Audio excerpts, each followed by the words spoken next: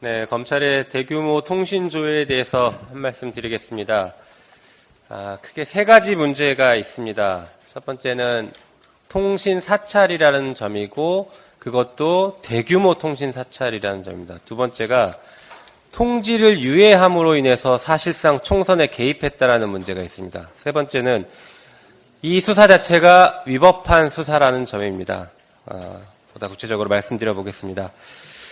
이번에 최소 3천여 명에서 그 이상일 수도 있다라고 하는 대규모 통신 조회가 있었는데 이것은 윤석열식 블랙리스트라고 할 것입니다. 언론계와 정치계에 대한 블랙리스트를 완성한 것으로 볼 수 있습니다.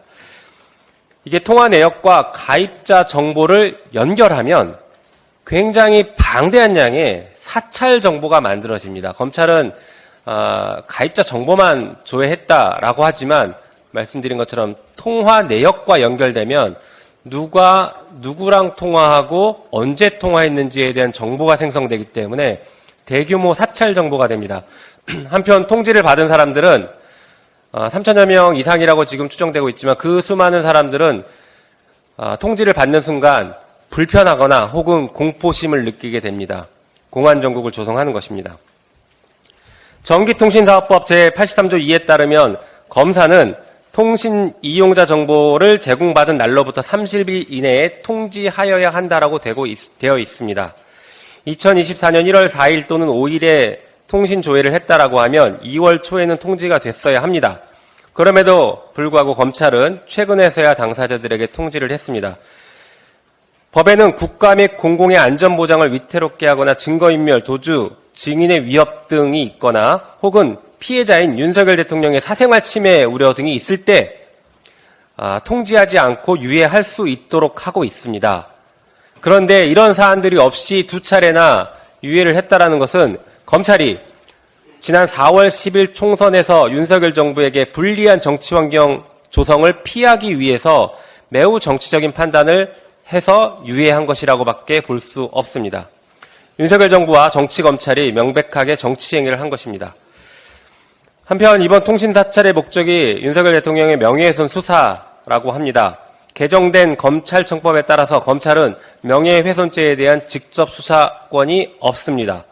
그럼에도 통신사찰을 주도한 강백신 검사는 윤석열 대통령의 명예를 지키기 위해 언론사뿐만 아니라 기자들 자택까지 압수수색을 강행하는 등의 권한을 남용해 온 것입니다. 국회는 대규모 통신사찰로 공안정국을 조성하고 총선에 개입한 정치검찰 강백신 검사에 대한 탄핵소추안을 조속히 처리할 수 있도록 법적 절차를 밟아 나갈 것입니다. 그리고 청문회를 통해서 그에 대한 책임을 강력하게 물을 예정입니다. 한편 더불어민주당 검사범죄대응 TF는 올해 1월 7일 강백신 검사를 직권남용죄 및 피의사실 공표죄로 공수처에 고발했습니다. 바로 이 사안으로 고발을 해둔 것입니다. 공수처는 강백신 검사에 대해서 신속하게 수사를 마무리하고 국민께 그 결과를 밝히기 바랍니다. 독일 베를린에 설치된 평화의 소녀상이 철거 위기에 놓여 있습니다. 이런 상황에서 독일 베를린 시장이 일본 정부와의 갈등을 우려해서 위안부 교육 프로그램 지원금까지 중단하기 위한 압박을 가한 것으로 최근 확인이 됐습니다. 교육 프로그램 지원금은 코리아 협의회가 2021년부터 꾸준히 받아왔음에도 불구하고 베를린 시장과 일본 외무상이 만난 올해 갑자기 선정이 안 된 것입니다. 윤석열 정부는 이에 대해서 일본 정부에 항의조차 못하고 있습니다. 이뿐만 아니라 후쿠시마 원전오염수 해양 투기에 대해서도 사실상 동의했고 사도광산 유네스코 등재 조선인 강제동원 표현 삭제도 동의를 했습니다. 또한 한미일 안보협력 프레임워크 협력 각서에도 서명하는 등 윤석열 정부는 유독 일본 정부 앞에만 서면 작아지고 있습니다.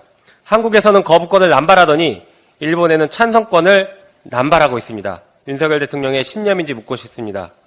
윤석열 정부는 식민 지배를 정당화하는 반역사적이고 반헌법적인 사태가 벌어지고 있다고 분노하고 있는 광복회의 질타를 새겨 듣고 우리 역사를 지키기 위한 최소한의 노력이라도 하기 바랍니다. 이상입니다. 네.